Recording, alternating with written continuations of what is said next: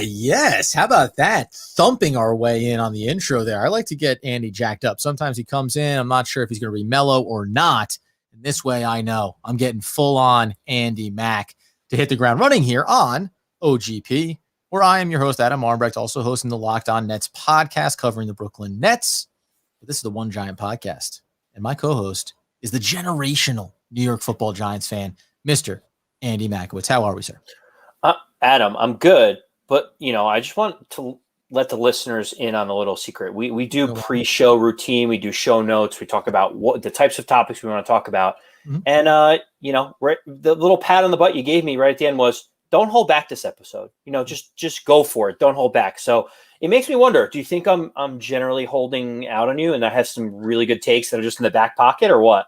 No, sure. Yeah. I mean, listen, there's been some speculation around the podcast room, but also this is more Joe Judgian. You know what I mean? The little part I didn't throw in, going to wait and see, and then I'll bring it if I have to, is because otherwise there could be laps, right? I mean, that's a one-to-one. Now I have to take you at your word. I get on the phone with the missus, talk to Kelly, make sure when I say lap around the condo complex, I mean the entire condo complex. So there's no skimping there. I mean, Adam, until you reach the weight goal that we put ahead of ourselves, a la Joe Judge, a la Kelvin Benjamin, there's not going to be any laps on this side. I'll tell you that. Yeah. Well, listen, we all have some things we need to work on, but it's still early. We're just in training camp, and that's the point. Let's get in shape. And in doing so, we are approaching, obviously, we're going to get into the preseason game coming up, first one for the New York Football Giants, as well as our stadium companions, the New York Jets. That'll happen on Saturday. We're excited for it, and we're going to dive in on a handful of players that we're each going to be keeping an eye on in that first preseason game. But ahead of it, there are just some of the roster moves that have gone on here. And I want to just jump in quickly with them, hit the bullet notes, and just anyone that them jump out at you, Andy, feel free to chime in with it. Going back to starting on what would have been the 8th of August, we claimed Cole, wide receiver from the Jets. We also waived Andy Jones, another wide receiver. Barkley was obviously updated in his injury timeline. Ryson John coming back there. John Ryson. I keep doing last name first with him. I don't know what the deal is. Or first name last. It's Ryson John. It's Ryson John. You I have it right. Oh, God, man. I have been all over the map. That's my guy. I know, it's your boy. That's why I didn't want to get it wrong. I feel like I'm almost doing a disservice. He got updated and gets himself hopefully back into some action here over the course of preseason. Couple of defensive tackles brought in as well. Maybe biggest one of note, I would say, is that RJ McIntosh, a 5th-round selection a few years ago, officially released. That felt like the inevitable, but did anything jump out at you here as far as the moves that the Giants made over the last 5-6 days? No, I mean, listen, the Giants have 90 guys plus right now that are in camp, working, trying to get themselves in shape, trying to figure out where they end up sitting. Much like what happened with Zach Fulton retiring on one of our last shows. I think RJ McIntosh kind of looked around and was like, I'm not making a dent in this depth chart. I'm not really moving the needle. I'm not getting the reps, even with the second or third team that I expected to get. Like, I kind of think that he saw the writing on the wall, and it's unfortunate. If you go back to the 2018 draft class, Adam, if you look at it, it's Saquon Barkley and it's Lorenzo Carter, who's been injured, and it's a whole lot of guys like Kyle Lauletta and RJ McIntosh that are no longer with the Giants organization. If Saquon doesn't sign a second contract, that 2018 draft might be one of the worst drafts the Giants have ever had. We'll touch on Lorenzo Carter a little bit later in the show, but yeah. I mean, we did that. We've done this over the course of the offseason, right? Touching back to some of these past draft classes. And, if you've got 7 rounds and 7 picks, or you have 5 to 7 selections in a given draft, well, you'd like to think at least 3 of them, if not 4, would be sticking around beyond their first contracts. And as it stands right now, fingers crossed, we'll see what happens. Not surprising with McIntosh, but certainly when you look at that defensive unit, it just was pretty clear, even going back to last year where he stood in the year prior in terms of the hierarchy of those players. Now, that being the case, the Giants also released their first, I'm going to call it official, but unofficial depth chart. It's the first time that you can actually see the Giants put it out, not go over to ESPN or one of these other sources that sometimes you're left saying, why are they still listing that guy there? He was cut 7 days ago. So on that stance, once we move past those roster moves, looking at the current roster by the Giants evaluation, does anything jump out at you on either side of the ball as far as where the initial takes stand here? Let's start on the offensive side. Is there a name that jumps out at you and says, wow, I thought he'd be higher up or surprisingly further down? Yeah, there's a couple names that pop up for me, and would love to get if you felt the same thing. When I looked at this depth chart, there was someone that I was like, okay, that makes sense. That's fine. The first name that popped up for me was David Sills. So David Sills is now listed as basically the fourth or fifth, so to speak, wide receiver, ahead of guys like C.J. Board, Austin Mack, Dante Pettis, Alex Bachman. Like he's moved up the list quite a bit, and to see him, but like basically neck and neck with Kadarius Toney for that fifth wide receiver slot. I don't know. Do you consider that encouraging, or is that worrisome that he's separating himself from some of the other wide receivers? No, I think it's a good thing. Listen, he did flash a little bit last year when given an opportunity. We've heard Joe Judge talk about him glowingly. They like what he's done in camp so far, and pre-getting Kenny Golladay and pre-signing or drafting, Kadarius Toney in the first round, if you told me that Sills was the next in the group, which would be, behind Sterling Shepard and Darius Slayton, period. That's the end of the conversation as far as who would be there. That would look a lot different to me. But now as it stands, you're talking about the fifth wide receiver, right? And just ahead of him in this group of four is John Ross, someone that you think could maybe flash. So at least initially right now, he's also the leader in the clubhouse to secure a roster spot. So I like that balance. I don't think you and I anticipated an Austin Mack, coming out of nowhere. CJ Board is going to be an interesting one as the next couple of weeks unfold. We know special teams value is probably the secondary component. And we had mentioned with John Ross, right? Depending on who is slated to return punts and kicks, it either gives John Ross another facet to his game to bring to the table or takes one off. And then at that point, you're only examining what his receiver value is. So early, but we'll see what it looks like after the first couple of preseason games. Yeah, Adam, outside of the wide receiving room, even though I know that's a hot button issue for Giant fans right now, was there anyone else that you kind of looked at and you were like, that's interesting that person is there, or this person is not in the position that I thought they were in? Yeah, quickly, the running back group, I just think obviously it's Barkley, Booker, Clement. So, Clement seems like he's entrenched himself as that third back there. So we'll see what happens with Morris. Brightwell's looking to get his way in on special teams as well. On the flip side of it, if I moved off of it, or let's stay offensive for a second here, because when we look at the line, I'm not surprised by anything we see there in terms of, Thomas, Lemieux still listed there as the starter, even though he's dealing with his injury, Nick Gates, Hernandez, and Pert. But Nate Solder is your backup tackle, and Harrison, in spite of having injury concerns, is actually listed above Brett Hedgie. So, I'm pointing that out just to say the fact that the Giants are putting a guy who has missed a lot of training camp ahead of a young prospect kind of tells you where they're at when you look at the line and where their depth is right now. Yeah, I can agree with that. I wanted to touch back on the running back situation that you had mentioned before. It's the dirty little secret out of training camp that I knew you were going to go here. Yeah, Corey Clement is looking significantly better than Devonta Booker, and that's from multiple beat writers. I say he looks fresh. He's catching balls out of the backfield. He's looking like a competent number two potentially behind Saquon Barkley. Which, if I was going to be petty about it, I'd go back to the idea that we should have never paid as much money as we did for a number two running back early with the guaranteed dollars that we did. But I'm not that even petty. Though the Giants took a flyer on Clement and the league in general was like, this guy could be totally washed. It looks like it's panning out nicely, which is great, but you'd rather have waited and not spent money on any type of known commodity and just take shots in the dark on a Clement or bring back an Alfred Morris. Listen, I said I was not going to be petty and I was not going to bring up the $3 million guaranteed that, Devonta Booker got. Right, you're not going to bring up the Devontae Booker as a proven player that can be an all three down back for the Giants. Unlike Clement, by the way, unlike Alfred Morris, he would be the 1-to-1 replacement on a much lower tier on the spectrum of running backs. But he's the 1-to-1 replacement if Saquon Barkley is not ready to start the season. But I digress. You're right. The pass catching Clement. 100%. Pull a guy off the street. He's better than Devonta Booker. But that's not what we're talking about. We're talking about the offensive line. And yeah, it is a little concerning to see what's going on. The problem with Nate Solder being where he is like they've tested him out at guard to see what's going on, see what they can get from him because they're in desperate need of offensive line help, specifically at the guard position.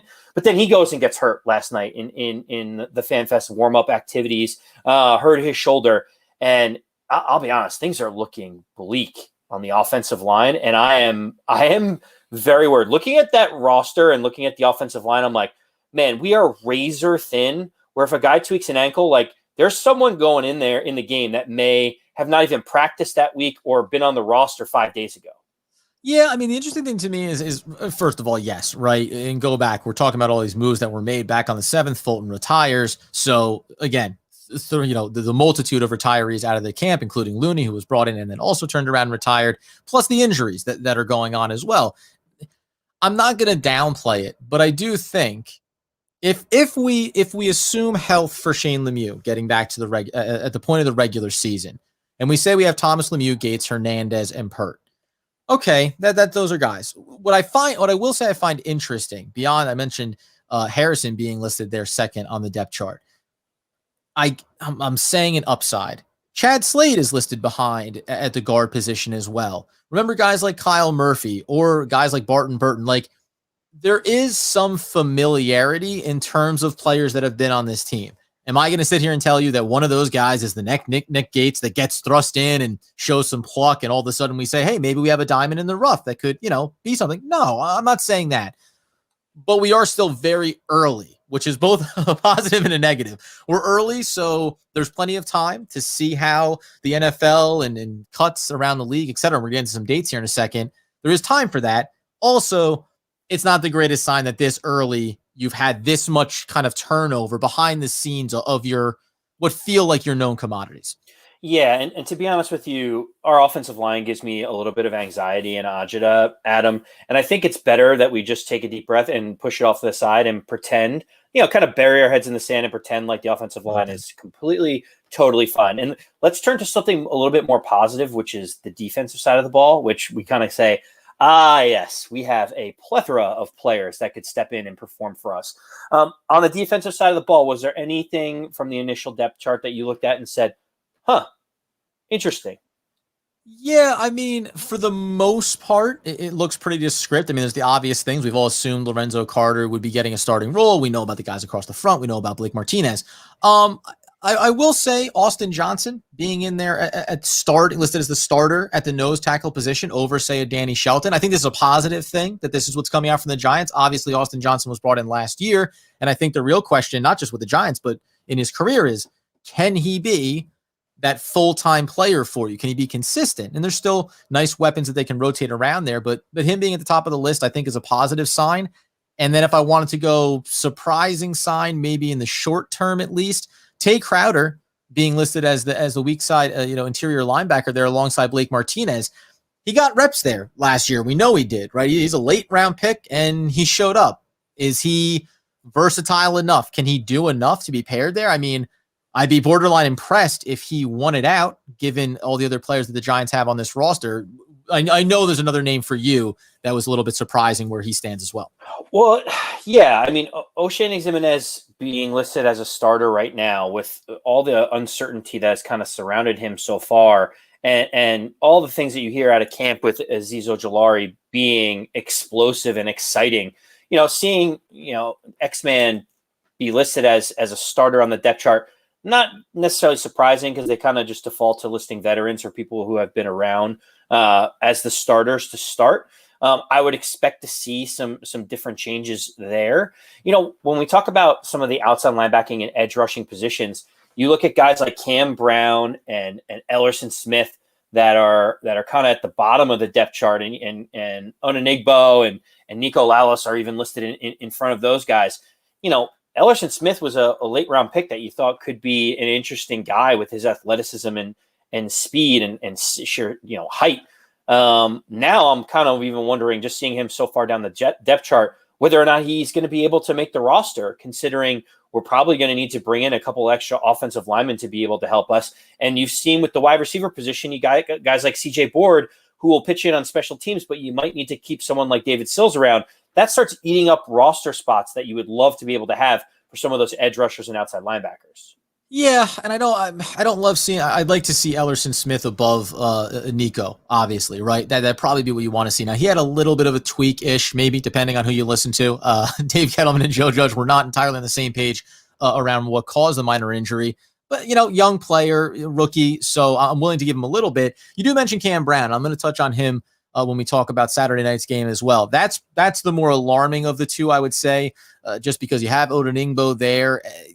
I assumed, right? I mean, Trent Harris is getting listed second behind Lorenzo Carter right now. So, take this snapshot in this moment, and then let's come back to it, after the first preseason game, and then let's get another week out, and we'll start to solidify some things, because I do think, especially with any of the young names you see, veterans you see listed low, like Ryan Anderson, he's not making the roster. So you can go ahead and just write him off from your dance card. It's unfortunate with the injuries he dealt with. But when you see young names, what you like to see over the course of preseason is the young names start to move up a little bit, right? If there's a position where the backup role is up for grabs. So that's what I'll keep an eye on. And if guys like Brown especially can't move up, then you at least think in the big picture, hey, this may not be a guy that has as much length on as we would like.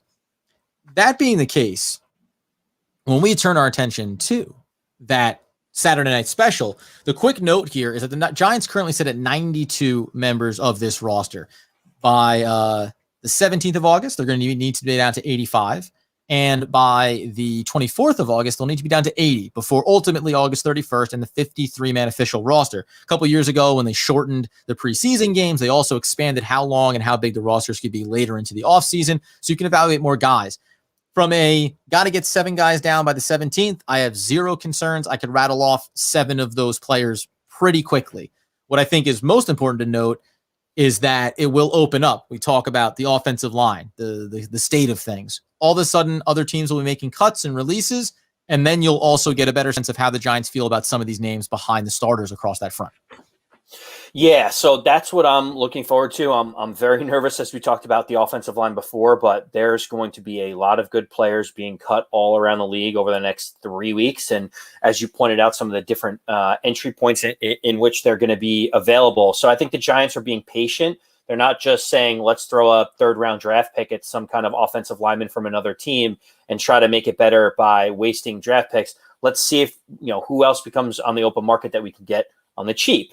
I think, Saturday night, there's a couple of different players that I'm interested in watching. This is no longer the Snoopy Bowl anymore, right? We did away with that.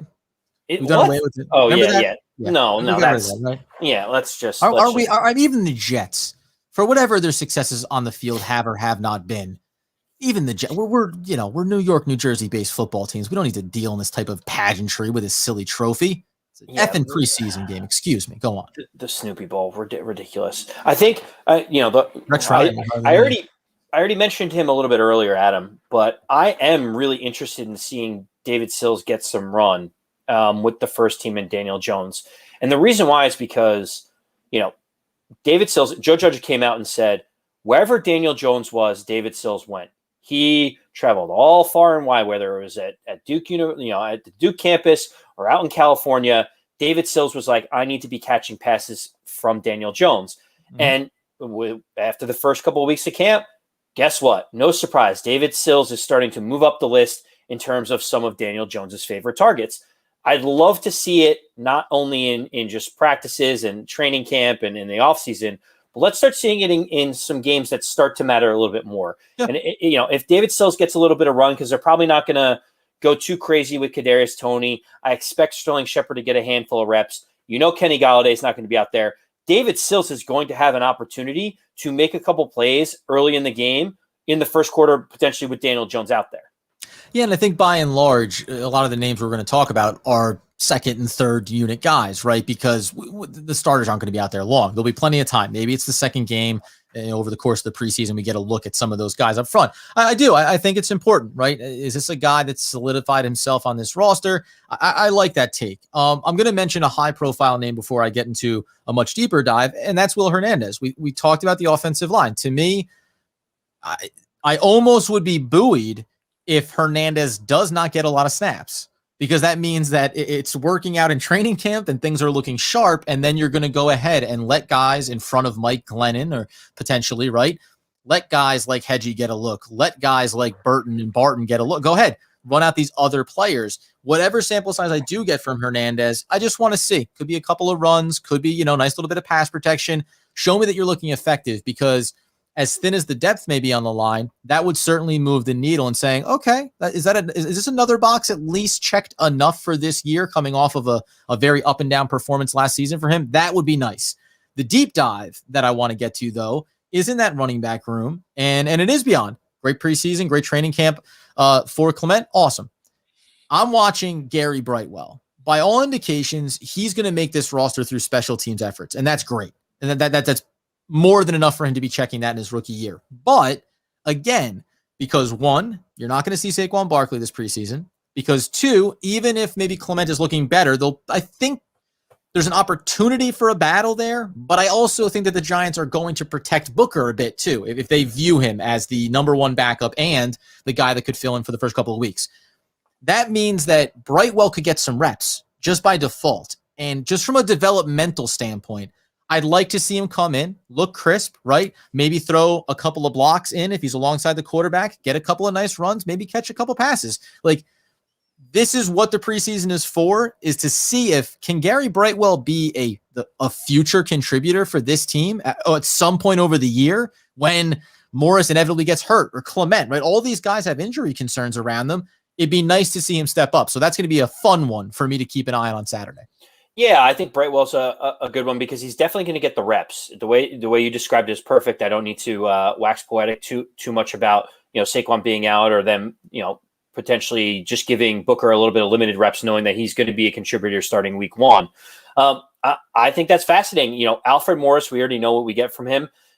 I thought Putzgammer was going to be the name that you ended up pulling out of there because of your international flair, Adam. But apparently you're really focused. It's a tricky one, man. Well, it's tricky because this may be a little greedy on my part, because theoretically, if Platzgummer gets some reps and he looks pretty good, I also think that he's probably a cut and get him to the practice squad candidate.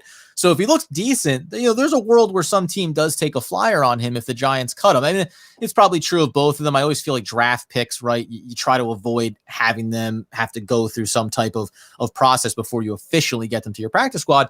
We'll see. I wouldn't hate seeing Platzgummer just to know what the heck he's capable of at the NFL level. That being the case, I think a lot more of the intrigue for me is certainly on the defensive side. I'll quickly tip the cap. Tight ends, show me somebody that can block. Not going to be one of the top end guys, but show me someone that can block with consistency, because there's a role there on the roster. Defensively, though, when I flip the page over here, I mean, I've got a laundry list, man. The number one, I'll start with what we talked about. Austin Johnson, you're listed number one on the depth chart. Are you the number one there now? Because it'd be nice. Leonard Williams is a starter. Dexter Lawrence is a starter. I'd feel even more bullish if you told me Austin Johnson outright won this job with other nice competition there. That means that we talk about depth. Hey, we feel really strong at that position. I'll watch the reps. I hope that it looks good. Is there anybody that jumps out to you? Because I have ones in the linebacking core and also in the secondary that I think are very intriguing to watch on Saturday night. Yeah, I think to be honest with you, the quarterback room is what I'm really interested in. When you think about where the Giants have gone in the last 12 months, you basically had James Bradberry and nobody else, and you were wondering what are the Giants going to do. Now the Giants, I feel, have an embarrassment of riches in the cornerback room. And when you think about it, Adoree Jackson probably not going to get too much run. Bradberry probably not going to get too much run. What I think is surprising on the depth chart is to see, Aaron Robinson, our third-round draft pick, is listed as one of the four strings right next to Sam Beal. And Sam Beal is someone that we've basically left for dead, in terms of making the roster. If I think that he's gone and Aaron Robinson is sitting at the same spot that he is, I'm a little concerned. But maybe that's the reason, Adam, that they also went out and drafted Rodarius Williams, who apparently has been the star of training camp by shutting down people with his athleticism and length. So maybe they just tried both and was hoping to hit a lotto ticket. Yeah, well, I mean, listen, the core muscle surgery for Aaron Robinson, he's been a little bit limited in the training camp, so that's going to impact him. But Rodarius Williams has certainly been turning heads at camp, which is great to see, because to your point, Bradberry, Jackson, let's put Holmes in there, also has had a very nice camp. Well, you can lock those guys in, right? when you get in behind them and you start to think about Rodarius Williams, if he's looking good, that's great. And right now, by the way, this is kind of the thing that I also thought was going to be fun to watch on Saturday night and over the course of preseason. Isaac Yiadom. He's listed behind James Bradbury. Why? Because he's a known commodity. It's simple as that, right? Like the Giants probably didn't want to have him out there getting max reps as a starter last year, but I think what they took away was, well, this guy can play though. Maybe we don't want to use him as much as we did, but he can be a contributor. I think he's your safety valve when you look at this depth chart. If the Giants could move off of him because someone else took his place, they'd be happy to. And to your point, nothing would make me happier than to see Sam Beal show up here. And, by all indications, he's going to need to absolutely light up preseason to have a chance to make this roster because he's not doing it in camp. I'll give the caveat, though, just like Nate Soldier, remember, Sam Beal did opt out. Go all the way back to when we thought, end of the year prior, when DeAndre Baker was still a member of this team and Sam Beal showed a little flash, and we thought, hey, maybe we're finally getting that sample.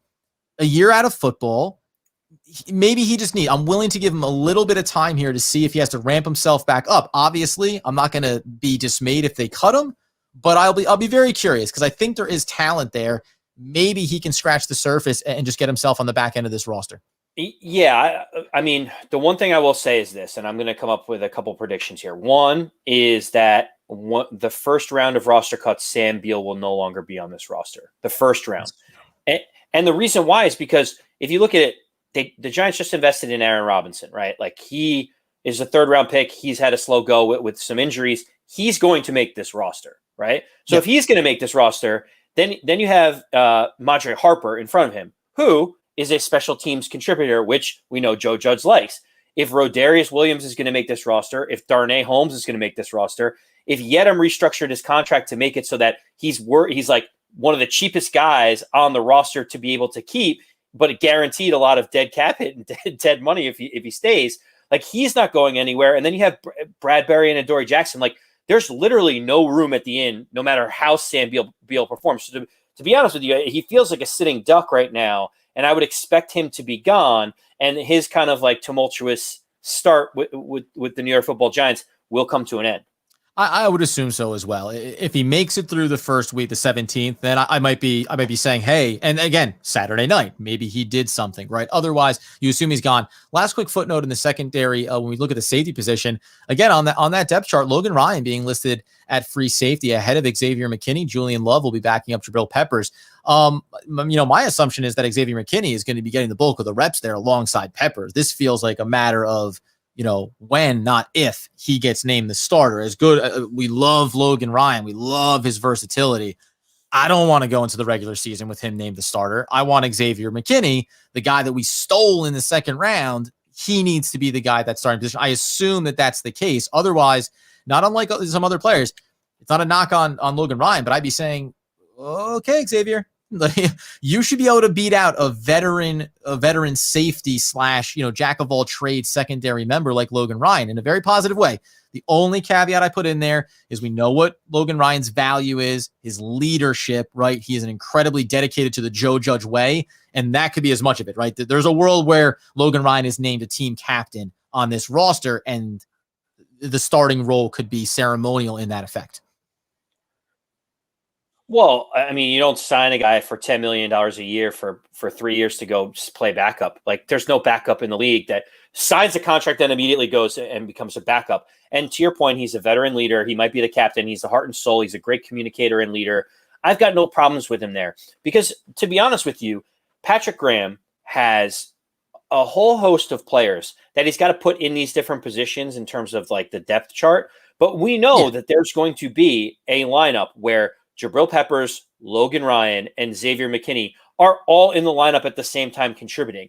And the fact that we have so many different cornerbacks and so many different people at the free safety and strong safety position, there are going to be exotic looks being thrown at defenses. So while other positions I may be like, that's interesting, the safety position I'm kind of like, well, there's 3 starters and you can only name 2, and this guy's the youngest one out of all of them. So what are we going to do? Like, we'll just put that guy back there until we really need to make a change. And by the way, earn it, right? You can earn it. You can go ahead and earn. You take that starting job away from Logan Ryan if you've done that. And at least by the first breath, it looks like McKinney has not accomplished that goal in the course of training camp.